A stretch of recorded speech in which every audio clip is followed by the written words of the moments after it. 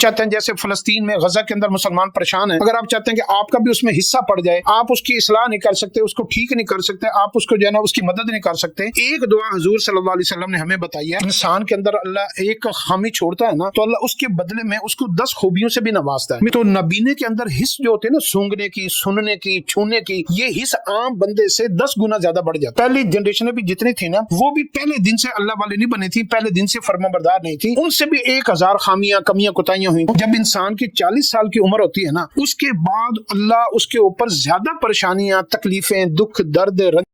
بسم اللہ الرحمن الرحیم۔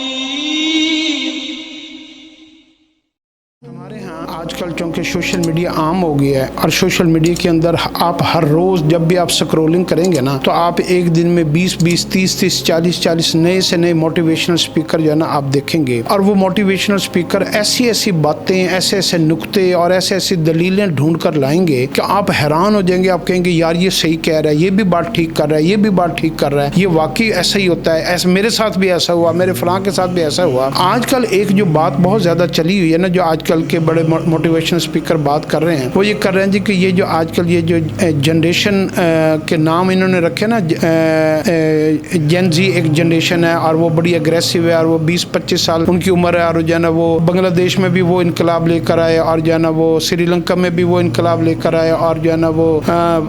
فلاں ملک میں بھی لے کر آئے، مختلف ملک میں جین زی جو ہے نا وہ ریولیوشن لے کر آ رہے ہیں۔ تو یہ جو ہے نا یہ بڑی اگریسو ہے، بڑے غصے والی ہے، بڑی فلان ہے، اور ان کو جو ہے نا یہ جو ان سے پہلی جو جنریشن تھی، ان کو جو ہے نا وہ ان کے اندر فرما برداری، اطاعت، اور ان کے اندر صبر، حوصلہ، تحمل، اور ان کے اندر نیکیاں، خیریں، بھلائیں، تو پچھلی جنریشن کو اچھا بنا کے ثابت کرتے ہیں، اور اس جنریشن کو جو ہے نا یہ کمزور ہیں، ان کی خوراک خراب ہے، ان کے خیالات غلط ہیں، ان کی سوچیں غلط ہیں، یہ دین سے دور ہیں، اور یہ جو ہے نا بے حیائی، بے شرمی میں ڈوب چکے ہیں، یہ فلان ہیں۔ تو یہ سارے جو ہے نا یہ کہ اب ہمارا مستقبل ان کے ہاتھوں میں ہے، اور یہ سارے جو ہے نا سوشل میڈیا کی پیداوار ہے، اب ہماری اگلی نسلوں کو کیا ہوگا، ہمارے ملک کا کیا ہوگا، ہمارا مستقبل کیا ہوگا۔ تو ایک یہ سوچ اس قوم کو یہ دے رہے ہیں، پیغام دے رہے ہیں کہ ہم ان لوگوں کے آگے، اگلی نسل کے آگے ہم غیر محفوظ ہوتے جا رہے ہیں۔ تو اس کو بات کو سمجھنا بہت ضروری ہے کہ یہ پروپیگنڈا کیوں کیا جاتا ہے۔ یہ پروپیگنڈا اس لیے کیا جاتا ہے کہ نیکسٹ جتنی بھی جنریشن آ رہی ہے نا، جیسے آپ کسی نااہل ایک بندے کو آپ 100 دفعہ 1000 دفعہ کہہ دینا تم نااہل ہو، تم نکمے ہو، تم بے وقوف ہو، تم گدھے ہو، تو وہ بندہ اپنے آپ کو ڈی گریڈ محسوس کرتا وہ یہ سمجھنا شروع کر دیتا ہے کہ میرے اندر واقع میں یہ کام نہیں کر سکتا، میں بے وقوف ہوں، میرے اندر جو ہے نا کمیاں کوتاہیاں ہیں،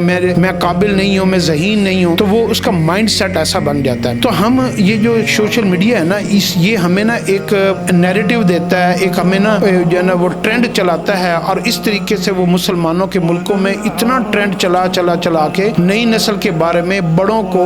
جو ہے نا وہ گمراہ کر دیتا ہے کہ بڑے جو ہے نا ان کے اوپر اعتبار کرنا چھوڑ دیں، ان سے بات کرنا چھوڑ دیں، ان کے ساتھ اپنے جو ہے نا وہ بزنس کو ڈسکس کرنا چھوڑ دیں، اور ان کے اوپر نہ ڈیپینڈ کریں، ان کے اوپر ٹرسٹ نہ کریں، ان کو ایسا نہ کریں۔ حالانکہ اگر سچی بات اگر ہم اٹھائیں نا، اس جنریشن سے پہلے ہم لوگ جو تھے، آباء و اجداد تھے، تو ان کو بھی ان کے پاس تو یہ چیزیں تھی نہیں، سوشل میڈیا تھا ہی نہیں۔ تو اگر ان کے پاس سوشل میڈیا ہوتا تو ہو سکتا وہ بھی جو ہے نا کہیں نہ کہیں وہ نسل بھی کہیں نہ کہیں غلطیاں، کمی کوتاہیاں کرتی، ان کے اندر بھی صبر ختم ہو جاتا، حوصلہ صبر ختم ہو جاتا۔ تو ان کے اندر بھی یہ جو حالات چلتے ہیں نا، اس کے مطابق چیزیں جو ہے نا وہ اپنے آپ کو سیٹ کرنی پڑتی ہیں۔ تو یہ الزامات لگانا اور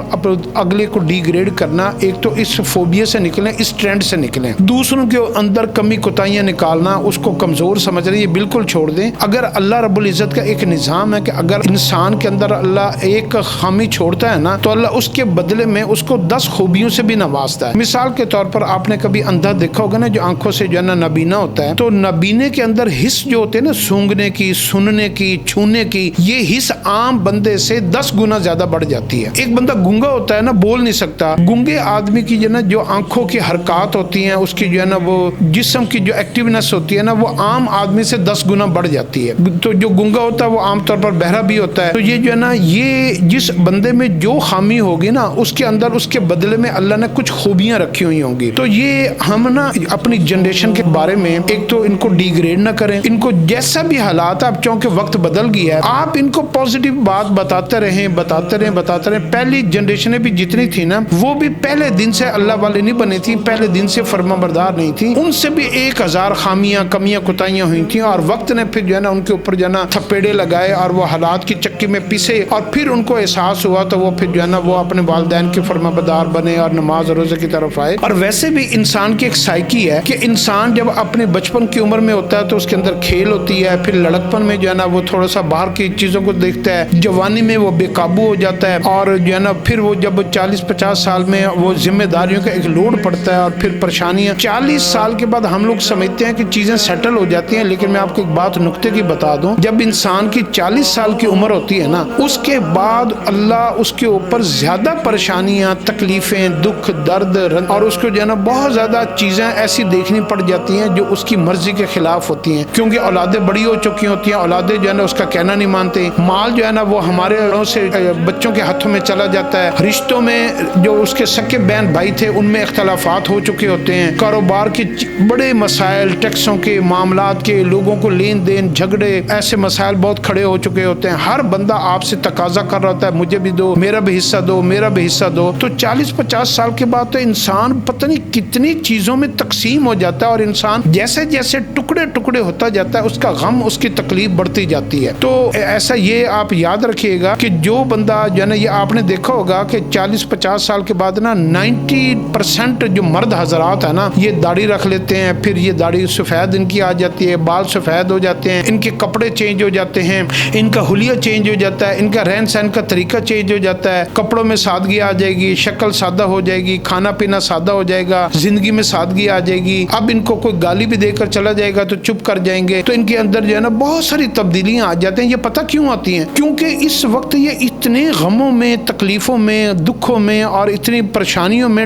بٹے ہوئے ہوتے ہیں کہ یہ ہر ایک کا مقابلہ کرنے کے بجائے اس کو نظر انداز کرنے کی کوشش کرتے ہیں, اس کو اگنور کرتے ہیں. اس سے جو ہے نا وہ کہتے ہیں یار یہ بندہ اگر گالی دے لے گا تو میں اس کو بدلے میں گالی دوں گا تو بات بڑھ جائے گی, کیونکہ تجربے سے بھی یہ ثابت ہو چکا ہوتا ہے, وہ عملی طور پر تجربہ بھی کر چکا ہوتا ہے. تو یہ ان حالات سے پھر جو ہے نا وہ پھر اس کے اوپر اللہ پاک کے پاس جو ہے نا اپنی طرف موڑنے کا کوئی ایک طریقہ نہیں ہے. اللہ پاک کے پاس پیار والے بھی طریقے ہیں اور ڈنڈے والا بھی طریقہ ہے. تو پیار والا تو طریقہ یہ ہے کہ انسان سے جوانی میں جس عمر میں بھی اس سے گناہ ہو تو وہ اللہ کے ساتھ صلح کر لے, یہ تو ہے پیار والا طریقہ. اور ڈنڈے والا کون سا طریقہ ہے کہ اللہ اس کو جو ہے نا پہلے اس کے اوپر FIR ہوں, پھر وہ تھانے میں جائے, جیلوں میں جائے, مقدموں میں جائے, اس کا مال ختم ہو جائے, اس کے رشتے اس کو چھوڑ جائیں, اور اس کو جو ہے نا وہ تھانے والے بھی ماریں اور اس کو جیل میں بھی مار پڑے, اور اس کو ایسی ایسی مشکلوں میں وہ پھنسے, پھر وہ کہے کہ یا اللہ میری توبہ, مجھے معاف کر دے. تو یہ ڈنڈے والا طریقہ ہے. تو عقل مند بندہ کیا ہوتا ہے, جو سمجھدار بزنس مین, سمجھدار لوگ ہوتے ہیں, وہ کیا کرتے ہیں, وہ پھر ان سارے حالات میں پڑھنے سے پہلے اپنا حلیہ, اپنی شکل, اپنے خیالات, اپنے مزاج, اپنا لین دین, اپنے الفاظ سب چینج کر لیتے ہیں. تو اس طریقے سے بھی جو ہے نا انسان جو ہے نا بہتری کی طرف آتا ہے. تو جب یہ جو جنسی جب اپنی عمر کو پہنچے گی, تجربوں سے پہنچے گی, اپنے ان حالات سے گزرے گی, تو ان کے اندر بھی بڑی تبدیلیاں آئیں گی.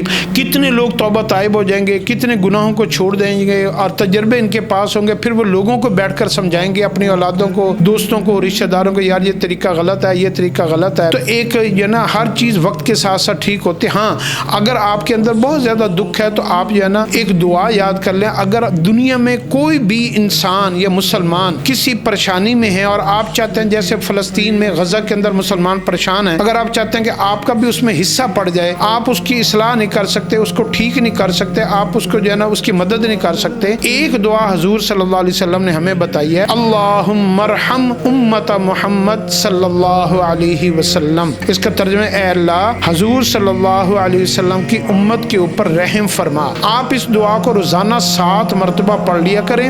اس دعا کا فائدہ یہ ہوگا کہ قیامت والے دن آپ سے نہیں پوچھا جائے گا کہ فلاں مسلمان کے اوپر تکلیف تھی, تم نے اس کی مدد کیوں نہیں کی. تم اس کے لیے کیا کرو, دعا کر دو, دعا کر کے اس کی مدد میں شامل ہو جاؤ, تاکہ جتنے ہم کر سکتے ہیں اتنا ہم کر لیں. تو اس دعا کا ایک اور بھی فائدہ ہوگا, حدیث کے اندر آتا ہے جو بھی مسلمان میری امت کے لیے اس دعا کو ایک دن میں 7 مرتبہ پڑھے گا, اللہ اس بندے کو اس وقت تک موت نہیں دیں گے جب تک اس کو اپنا دوست نہ بنا لے. تو ایک فائدہ یہ بھی ہو جائے گا کہ آپ اللہ کے قریب ہو جائیں گے. تو اس لیے یہ جو الزامات کا زمانہ ہے نا, فلاں ایسے فلاں ایسے, اب نا یہ ایک ٹرینڈ انہوں نے چلایا کہ ہم نا اپنے ملک کے اندر بڑوں کو بھی الزامات دینا شروع کر دیں, چھوٹوں کو بھی الزامات دینا شروع کر دیں, بوڑھوں کو بھی الزامات دینا شروع کر دیں, پروفیسروں کو, ڈاکٹروں کو, انجینئر کو اور سمجھداروں کو اور اداروں کو, فوج کو اور محکموں کو, ہر ایک کے اوپر الزامات الزامات الزامات, اور اصلاح کرنے والا کوئی ہو بھی نہ, تو اگر ہم سب کو الزامات دینا شروع کر دیں گے تو آپ مجھے یہ بتائیں پھر اصلاح ہماری کیسے ہوگی؟ کبھی بھی آج تک الزام دینے سے بندے کی اصلاح نہیں ہوتی. جب ہم کسی کو الزام دیتے ہیں نا تو آپ پتہ کیا وہ بندہ کیا کرتا ہے آگے سے؟ ایک تو ہمارا مخالف بن جاتا ہے, دوسرا وہ اپنے اس الزام سے بچنے کے طریقے ڈھونڈنا شروع کر دیتا ہے, وہ اپنی اصلاح نہیں کرتا. یاد رکھیے گا, اصلاح کب ہوتی ہے؟ جب آپ اس کے عیب کے اوپر پردہ ڈالیں, جب آپ اس کی غلطی کو جو ہے نا اگنور کریں, آپ اس کی خوبیاں اس کو یاد دلائیں, اس کی نیکیاں اس کو یاد دلائیں, اس کے خاندان کی اچھائیاں اس کو یاد کروائیں, اور اس کے جو ہے نا اللہ نے اس کے اندر جو کوالٹیز رکھی ہیں وہ اس کو اس کا ریمائنڈر دیں, اور اس کو کہیں کہ اللہ نے آپ کو باحیثیت بنایا, اللہ نے آپ کو یہ طاقت دی ہے, یہ اللہ نے مال دیا ہے, آپ یہ بھی کر سکتے ہیں, یہ بھی کر سکتے ہیں, یہ بھی. تو پھر آپ اس کی سوچ کا رخ موڑ دیں, ڈائریکشن چینج کر دیں گے نا. تو ایک گاڑی جا رہی ہے, اگر آپ نے اس کو جو ہے نا دھکا پیچھے سے دے دیا تو وہ جا کے سامنے لگے گی. اگر آپ نے اس گاڑی کا رخ پھیر دیا تو وہ کھڈے میں جانے کی بجائے کیا ہو جائے گا, وہ روڈ کے اوپر چلنی شروع ہو جائے گی. تو یہ ایک نظام ہوتا ہے زندگی کے گزارنے کا. ہمارے ہاں جو اسلام کا نظام ہے نا, اسلام کہتا ہے لوگوں کی کمیاں, کوتاہیاں, خامیوں کے اوپر نظر نہ ڈالا کرو, ان کی خوبیوں کے اوپر نظر ڈالا کرو. تو اس لیے اگر ہم کمی کوتاہیوں کے اوپر ڈالیں گے نا تو کہتے ہیں کہ اگر جب ہم کسی کے اندر کمیاں نکالتے ہیں نا تو 4 انگلیاں ہماری طرف ہوتی ہیں اور 1 انگلی اس کی طرف ہوتی ہے, یعنی 4 خامیاں تو ہمارے اندر موجود ہیں, 1 خامی ہم اس کی نکال رہے ہیں. تو اس طریقے سے اپنی خامیاں جو ہے نا, ہمارا سب سے بڑا اس وقت المیہ یہ ہے کہ ہم اپنی خامیاں بھول گئے ہیں اور لوگوں کی خامیاں سوشل میڈیا کے اوپر بیٹھ کر پورے معاشرے کو بدنام کیے جا رہے ہیں. اللہ ہمیں اس کی سمجھ عطا فرمائے.